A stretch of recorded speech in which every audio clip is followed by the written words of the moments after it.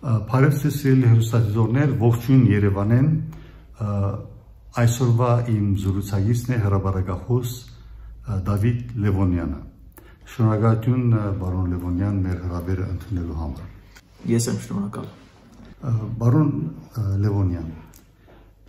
վերջերս հատկապես վերջին մի քանի ամիսներուն ընթացքին բավականին ուժեղ դեղեկատվական թաշտը խդացված է disinformation ապա դեղեկատվությամբ սպառվող լրատվամիջոցներով, ովքեր անշուշտ շատերին հասցեները հայտնի են, որ 5-րդ Շարասյան կպատկանին, բայց ըստ երևույթին բազմաթիվ հերոստատիզորներ չեն կարողանում կողմնորոշվել, թե իրենց հրամցված տեղեկությունը ճշգրիտ է, ճշմարտացի է, փաստացի է, թե կեղծ տեղեկություններ են։ Արդյոք ինչ կսեիք այդ մասին եւ ինչպիսի լուծում կառաջարկեիք։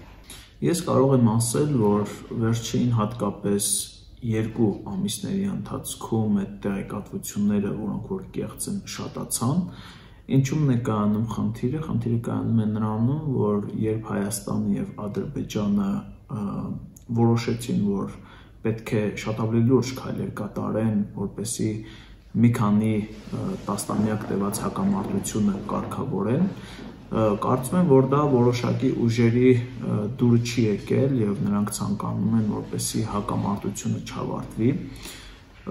եւ բնականաբար այնպիսի տեղեկատվություններ են հրապարակում, որոնք ի վնաս են Հայաստանի Հանրապետությանը, ի վնաս են Հայաստանի Հանրապետության նաև իշխանություններին, որոնք որ հանձն են առել լուծելու հակամարտությունը։ Շատ կարևոր է նաև հասկանանք, որ տեղեկատվություններ շատ դեպքերում հրապարակվում են հենց Հայաստանի Հանրապետության վարչապետ Նիկոլ Փաշինյանի դեմ, ինչու՞մն է կայանում այստեղ խնդիրը այդ ապատեղեկատվությունների դեմը առնելու համար։ Խնդիրը կայանում է նրանում, որ դրանք շատ հաճախ հրապարակվում են նորաստեղծ կայքերում, որոնք որ նույնիսկ չեն պատկանում հայկական դոմենով չեն, սենց ասեմ, այլ օրինակ կարող են ստեղծվել որևէ արտասահմանյան որևէ երկրում, Ֆրանսիա կլինի, Կանադա կլինի, թե Ռուսաստան կլինի, ընդամենը 1-2 ամիս կամ մի քանի ամիս կարող են այդ կայքերը գործունեություն ծավալել եւ իրենց հիմնական նպատակը այն պետք է լինի, որ ցույց տան, որ Հայաստանի Հանրապետության իշխանությունները շատ վատն են եւ իրենք կեղծ տեղեկատվություններ են հրապարակում, ներկայացնում օրինակի համար, որ Հայաստանի Հանրապետության վարչապետը Կանադայում կամ Ֆրանսիայում գնել է մեծ տուն, ինչը չի համապատասխանում իրականությանը բնականաբար, սակայն վատն այն է, որ այդ կեղծ կայքերի հրապարակած նյութերը շատ հաճախ ներքին այստեղ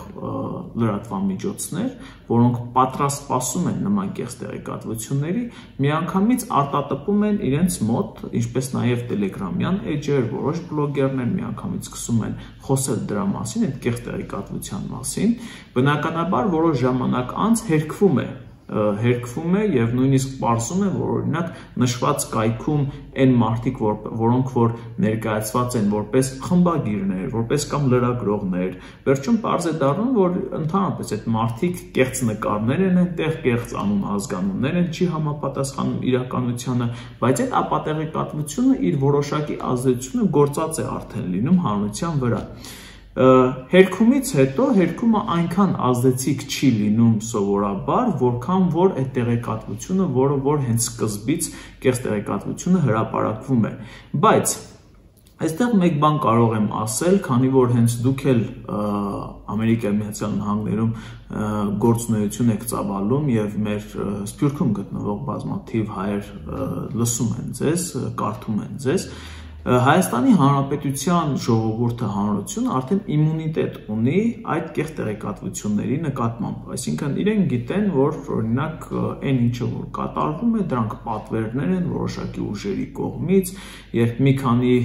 $100 կարող ես ընդամենը մի կեղծ կայք պատրաստել, այնտեղ որևէ կեղծ նյութ հրապարակել, հետո այդ նյութը արտատպել, այդ արտատպած նյութը դնել գովազդի տակ եւ մի քանի $1000 այդ արտատպած ստեղծված նյութը հասցնել տասնյակ հազարավոր մարդկանց։ Եվ այնքան է այդ ամեն ինչի եղել ու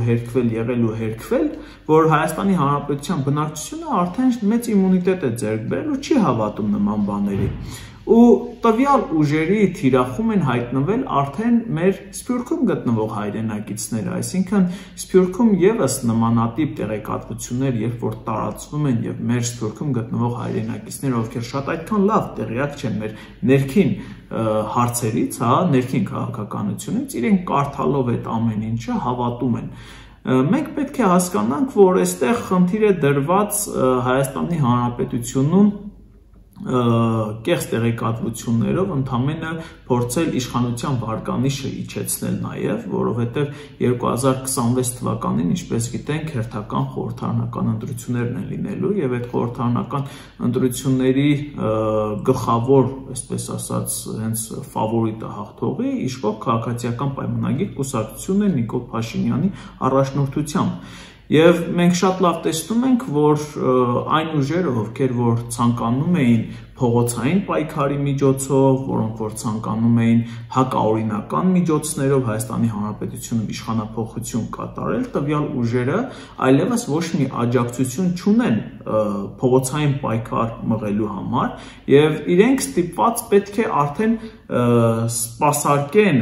միգուցե այլ երկրների ուժերի կամ միգուցե այլ երկրների շահերով առաջնորդվեն, նրանց հետ ես կարծում եմ միգուցե եւ որոշակի փոխըմբռնման գալով փորձեն կեղծ տեղեկատվություններ տարածել, փորձեն Հայաստանի Հանրապետության ժողովրդին խաբել, որպեսզի 26 թվականի ընտրություններում կարողանան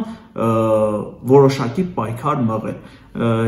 Ամեն դեպքում կարծում եմ, որ Հայաստանի Հանրապետության ժողովուրդը իր խոսքը ինչպես նախկինում եւս 2026 թվականին արտահայտելու է եւ տվյալ ուժերը, ովքեր որ անդադ կեղծ տեղեկատվություններ են տարածում, իրենք իրենց արժանի պատասխանը ստանալու են։ Մեզ համար պարզապես շատ կարեւոր է, որ Սփյուռքում գտնվող մեր հայրենակիցները եւս իմանան, որ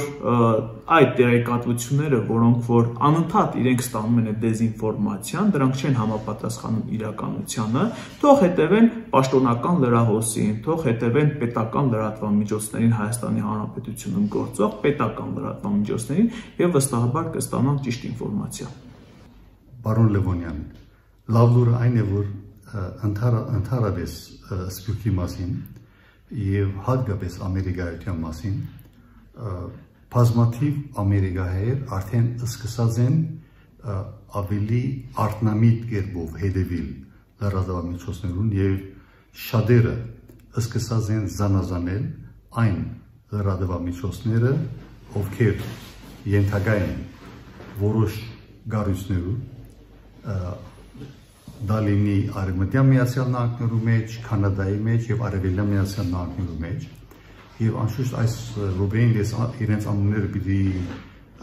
չներկայացնեմ, բայց որպես հետազոտող լրագրողներ, որոնց ճոգադին ես մաս կկազմեմ, իմ նման ամերիկահայ հետազոտող լրագրողներ ցանկը կպատրաստենք այն լրատվամիջոցներուն, որոնք Սփյուռքի մեջ ավադեղեկատվության աշխատանքներուն մասնագիծ են եւ այն լրատվամիջոցներուն, ովքեր հայկական պետականության կողքին կանգնած են եւ կմերժեն գերց տեղեկատվություն տարածել եւ նույնպես Հայաստանի մեջ մենք ունենք գործընկերներ, աշխատակիցներ, ովքեր պիտի իրենց մասնակցությունը բերեն, արդեն իրենք սկսած են աշխատանքները եւ նաեւ պիտի առաջարկեի, որ թողալ մասնակիցել այդ ցանկի պատրաստության մեջ, որովհետեւ մենք ամբողջ, ասենք, աշխարհի հայության միասնապար եւ հայրենի եւ աշխարհասփյուր հայության ներկայացնենք լրատվամիջոցներու ցանկը, որտեղ իրենք հստակ կգարտան անունները վստահելի եւ ոչ վստահելի լրատվամիջոցներու մասին, որովհետեւ այդ վնասափեր լրատվամիջոցները արդեն իրենց արժանի ճակատագրին ենթարկվին եւ արդեն պետք է ասել, որ Ամերիկայի մեջ արդեն որոշ դպակիր, ասենք, լրատվամիջոցներ արդեն գրճադում ունին իրենց ընթերցողներու թվականագի մեջը եւ իրենց գարկմը հրադարագություններ արդեն թատրեցուցած են, որովհետեւ վստահելիությունը գործունեացած են։ Իսկ ինչ կվերապերի Հայաստանի ներքաղաքական եւ դերգադավական թաշտի մակրակորձման կամ ինքնամաքրման գործընթացին, ապա ուրեմն ես պետք է ասեմ, որ չափազանցություն չլար, եթե ասեմ ամերիկահայությունը եւ ընդհանրապես արտերկրի հայությունը, ինչպես եւ հայրենի մեր ժողովուրդը իրենց համբերությունը կարծեք գործընծնելու սկսած են, որ եթե հայկական պետականությունը չցերբազատվի 5-րդ չարասյունեն եւ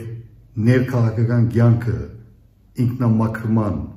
լիագադար գործընթացը չիրականացնե, process-ը չիրականացնե եւ նույնպես եւ լրատվական թաշտը չմաքրվի, ապա ուրեմն մենք գործ ունենք հայկական պետականության համար առաջին սպառնալիք հանդիսացող երևույթներու հետ։ Ինչպիսի ճանապարհային քարտեզ կպատկերացնեք։ Գիտեմ, որ այս հարցը շատ խրթին հարց մնե, չեմ ակնկալեր մեկ հարվածով հրաշք կատարվի, բայց լավ գլավ որ մեր հերոսաթիթողներուն հետ գիսվիկ եւ ծեր առաջադրանքը ներկայացնենք, որբեսի իրենք հալ իմանան, թե բարոն Դավիթ Լևոնյանը ինչպես կմտածի այս մասին։ Տեսեք, շատ կարևոր հարց է, որովհետև ես օրինակ շատ հաճախ մարզերում լինում եմ, տարբեր բնակավայրերում լինում են ու ասում են, օրինակ, այս ինչ լրատվամիջոցները ինչու են գործում, ինչու իրենք պետք է ապատեղեկատվություն տարածեն եւ այլն։ Մենք պետք է մեկ բան հաշվի առնենք, որ ինչպես Ամերիկայի Միացյալ Նահանգները, ինչպես Կանադան, ինչպես Ֆրանսիան, այնպես էլ Հայաստանի Հանրապետությունը ժողովրդավար երկիր է։ Մենք մեր երկիրը իրավունք չունի շատ կոշտ միջոցներով ինչ-որ պայքարել մամուլի դեմ, որտեղ մենք առաջնորդվում ենք դեմոկրատիայով։ Եվ շատ կարևոր է հասկանալ, որ այստեղ շատ լուրջ դերակատարում պետք է ունենա կրթական միջոցը, այսինքն մարդիկ մեդիա կրթության միջոցով, ես գիտեմ, որ հատկապես համալսարաններում արդեն այդ մեդիա կրթությունը, ինչպես նաև դպրոցներում որոշակի դասընթացներ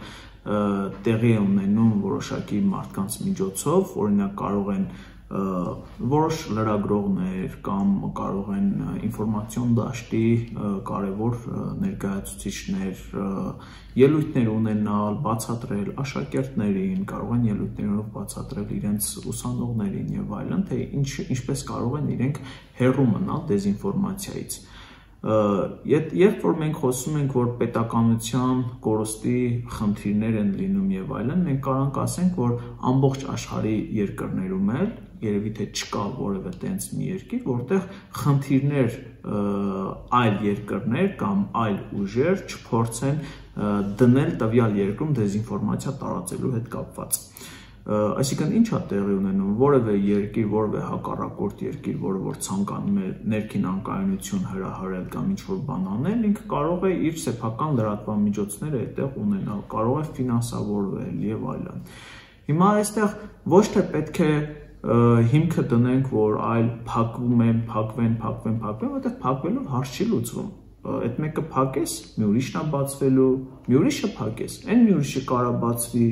փակել բացելուց զատ։ Մեկը կարա այդ պահի դրությամբ քեզ համար երևա որպես լավ լրատվամիջոց, հաջորդ պահին դրա տերը որոշի օրինակ լրատվամիջոցի, որ ինքը պետքա փոխի իր լրատվամիջոցի քաղաքականությունը ու լրիվ հակապետական գործունեություն ծավալի։ Այստեղ ցանկացած պարագայում նշանակում է, որ խնդիրը անընդհատ լինելու է։ Ու որպեսզի խնդիրը իրենից մեծ որպես սպառնալիք չներկայացնի, այստեղ շատ կարևոր է հանրության մեդիա գրագիտության բարձրացումը, ինչպես իրենք կարող են հասկանալ տվյալ նյութը արժանահավատ է թե արժանահավատ չէ, ինչպես իրենք կարող են փորձել ման գալ համացանցում հասկանալու համար տվյալ նյութի հետ փոխկապակցված այլ նյութեր կան թե չկան, հղումները ճիշտ են թե սխալ են, այնտեղ ինչ որ մեկի կարծիքն է արտահայտվում թե որևէ փաստ է, որովհետև Հայաստանի Հանրապետությունում շատ դեպքերում կարող են օրինակ լրատվամիջոցի կամ թերթի խմբագիրը որոշի, որ իր կարծիքը պետք է գրի օրինակ որևէ պաշտոնյայի մասին, ընթերցողը կարդա, այնտեղ գրած է ես կարծում եմ եւ այլն եւ այլն եւ այլն, այդ կարծիքը ոչ չի նշանակում, որ դա ճշմարտություն է, եւ որքան որ մարդը շատ ավելի մեդիագրագետ է լինում, որքան որ մարդը շատ ավելի կարողանում է հասկանալ, թե ինչն է ապատեղեկատվություն կամ ինչ կարող է լինել ապատեղեկատվություն եւ ինչը ոչ, ինքը շատ ավելի իր դիմադրողականությունը այդ առումով բարձրանում է, հանրության բարձրանում է, ու իրենք կարողանում են թացը չորից տարբերակել։ Աշխարհի բոլոր երկրներում էլ, այլ թվում եւ Ամերիկայի Միացյալ Նահանգներում կան եւ իշխանամետներ եւ հակաիշխանական լրատվամիջոցներ։ Եվ դա բնական երևույթ է բոլոր պետություններում։ Այլ հարց է, որ ժողովուրդը երբ որ կարդում է լրատվամիջոցի ներկայացրած նյութերը, ինքը պետք է հասկանա, թե որքանով են դա արժանահավատ,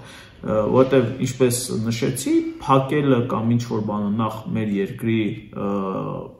ժողովրդավար որպես երկիր չափանիշներին չի համընկնում, այլ բան, երբ որ իսկապես որևէ հանցագործություն են կատարում, որևէ պետական գաղտնիք են բացահայտում, դրանք լրիվ այլ տարբերակներ են, կամ պատերազմի ժամանակ լրիվ սխալ քաղաքականություն են սկսում վարել հակապետական, դրանք լրիվ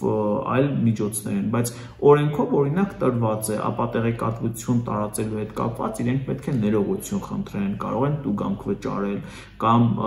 զրպարտելու, վիրավորելու համար օրինակ կարող է ներողություն խնդրել, եթե ինչ-որ բան տեղ շփոթվել է, սխալվել է, կարող է ինքը հերքել իր նշած տեղեկատվությունը, բայց դա դեռևս չի նշանակում, որ այդ ամեն ինչը, եթե լրատվամիջոցը տուգանվում է կամ ներողություն է խնդրում եւ այլն, դրանով ամեն ինչ սահմանափակվում է, որովհետեւ նույն լրատվամիջոցը կարող է շարունակել մի քանի անգամ սխալ տեղեկատվություն հրապարակել։ Սա եւս մեկ անգամ էլի տանում է նրան, որ հանրությունը պարզապես պետք է իր համար ինքը հասկանա, թե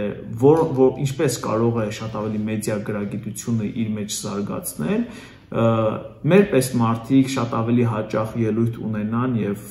ցույց տան որն է ապատեղեկատվություն, որը չէ, եւ իրենք էլ ունենան իրենց վստահելի լրատվամիջոցները։ Իմ կարծիքով լավագույն տարբերակը, որը որ ես օրինակ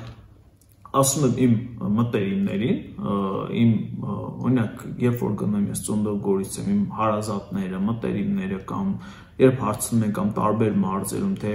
ինչպես տարբերակենք, ես ասում եմ կա հեշտ միջոց, որ տարբերակելու կարիք էլ չկա, դու կարող ես երեկոյան ընդամենը միացնել, նորություն ես ուզում լսես, հանրային հեռուստաընկերությունը կարող ես միացնել կամ որևէ պետական լրատվամիջոց կարող ես մտնել եւ կարդալ բոլոր լուրերը, որոնք որ հավաստի են, որոնք որ փաստարկված են։ Եվ այդքանով խնդիրը լուծվում է։ Շատ կարևոր է նաեւ հասկանալ, որ այսօրվա դրությամբ տելեգրամյան բազմաթիվ էջեր, տիկտոկյան բազմաթիվ էջեր, որոնք եւս որոշակի իրենց մեջ պարունակում են ապատեղեկատվություն, կեղծիքներ եւ այլն, շատ մեծ հետևորդներ ունեն։ Էլ չասեմ Հայաստանի Հանրապետությունից դուրս գործող նաեւ այնպիսի մարդիկ, ովքեր որ եւս շատ հետևորդներ ունեն եւ ապատեղեկատվություն են տարածում։ Դրա համար հետևեք պետական լրատվամիջոցներին։ Պարոն Լևոնյան, վերջերս շատերս ականատես եղանք դեր Արամ Քահանա Ասադրյանի հետ կապվածի հետ եւ իրազեկվեցանք այն փաստի մասին, որ ինչպիսի թիրախ դարձած է ինքը Քարեքին բի եւ իր գլանագիցներու կողմէ շատերու միտքի մեջ հատկապես ամերիկահայ հերոստատիդոներու մոտ գա այն հարցը, թե միջև երբ պիտի այսպես շարունակե Քարեքին բն իր մաֆիայով եւ դեր Արամի երևույթը միակ եւ վերջին երևույթն է, թե գխորիկ թե ուրիշ քահանաներալ, ովքեր դեր Արամի նման լավ առողջ նկարակիրի դեր են եւ իրենց գոչումին դերն են, իսկական հոգեվորականներ են, պիտի ընթരാճ կան։ Գա այդպիսի կանխատեսում ձեր կողմէ։ Դուք բարձրացրիք վերջի շաբաթների ընթացքում Հայաստանի Հանրապետությունի երթի ամենակարևոր ու քննարկվող հարցերից մեկը, որպեսզի գանք հասնենք այդ հարցին, եկեք հասկանանք, թե ինչու խնդիր առաջացավ այս ամեն ինչի հետ կապված։ Նախ մենք բոլորս գիտենք, որ արդեն տարիներ շարունակ է Հայաստանի Հանրապետությունում հայ առաքելական եկեղեցու բազմաթիվ հետևորդներ, քրիստոնյա հավատացյալներ, ես ինքս անընդհատ ականատես ենք եղել այնպիսի լուրերի, որոնք որ չեն հերքվել եկեղեցու կողմից,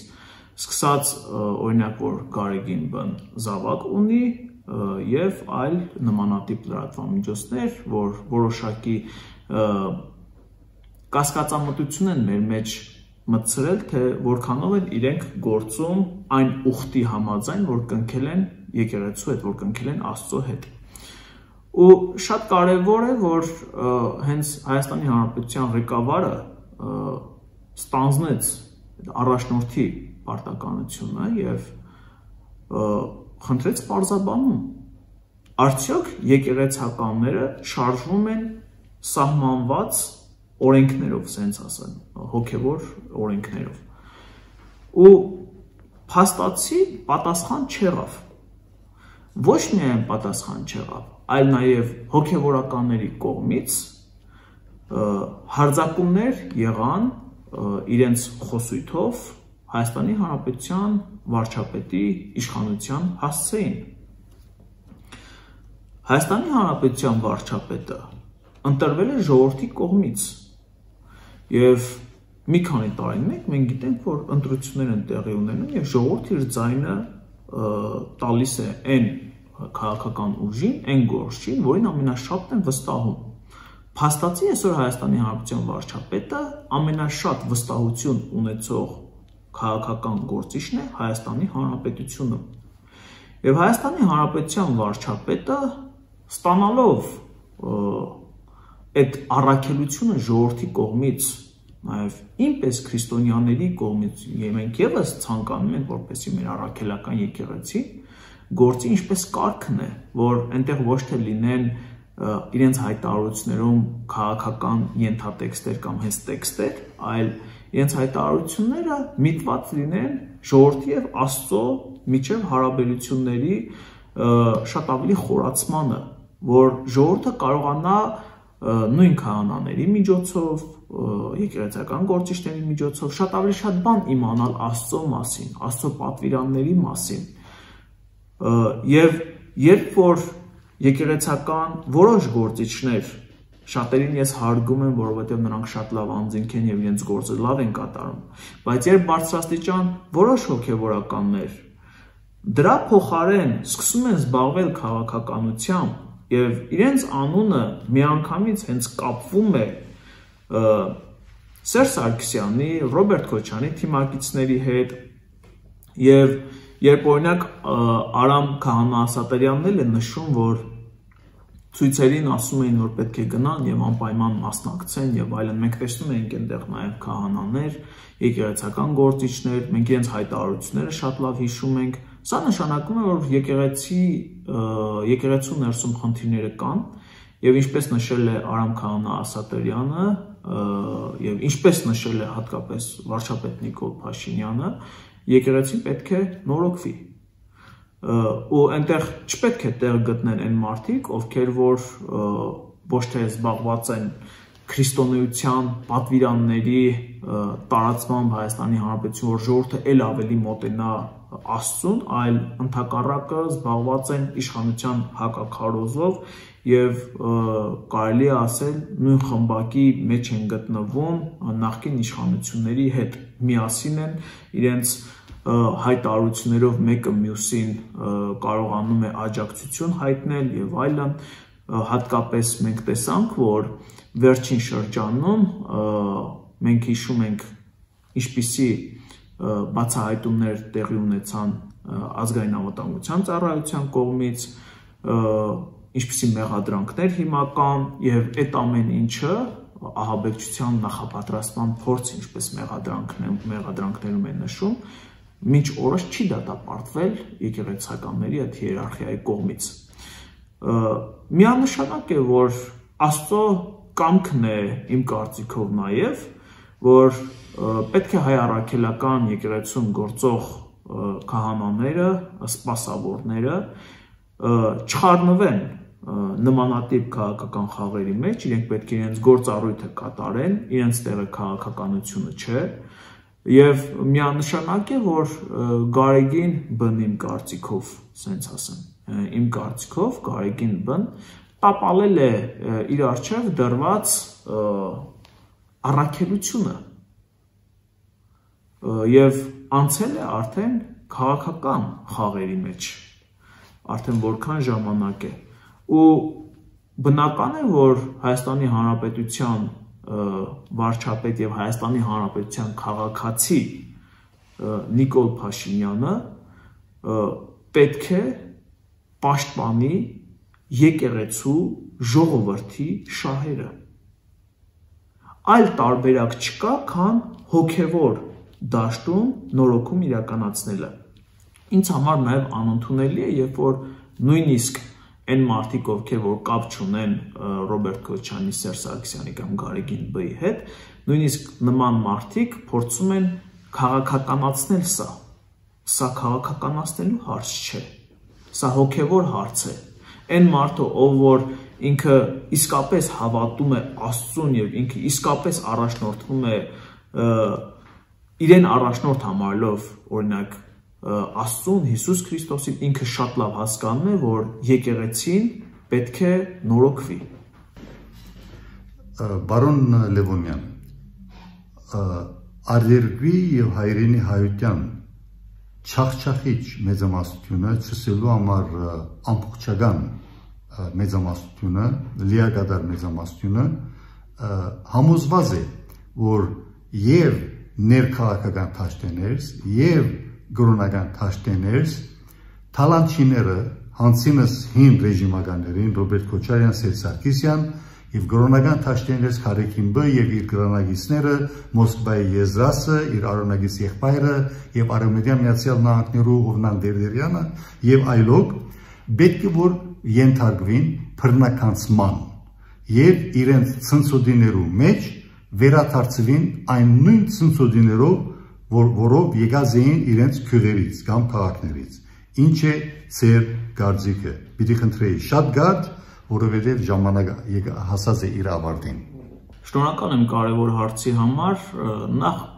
կուզեի նշել, որ չցանկանալով որակումներ տալ տվյալ մարդկանց, ընդհանրապես նշելով յուրաքանչյուրը իր պաշտոնին եղել է նախագահ, մեկը կաթողիկոս է, մյուսը եւ այլն, ինձ համար տարբերություն չկա, ով երբ ինչ է եղել։ Ինձ համար կարևորն այն է, որ ցանկացած ժամանակաշրջանում յուրաքանչյուր Հայաստանի Հանրապետության քաղաքացի, ով զբաղեցրել է որոշակի պաշտոն կամ պաշտոն չի զբաղեցրել եւ զբաղվել է հակապետական գործունեությամբ եւ տվել է վնաս Հայաստանի Հանրապետությանը, իր գումարը պետք է իր հնարավորությունները, որոնք որ թալանել է, պետք է վերադարձվի եւ այսօրվա դրությամբ, եթե չեմ սխալվում, ավելի քան 1 միլիարդ 500 միլիոն դոլարից ավել կալանք կա դրված կամ դատական գործընթացների մեջ գտնվող բան կա, գործեր կան եւ այսինքն այդ ամեն ինչը դատարանով պետք է վերադարձվի Հայաստանի Հանրապետությանը։ Շնորհակալություն, պարոն Լևոնյան։ Ես էլ եմ շնորհակալ։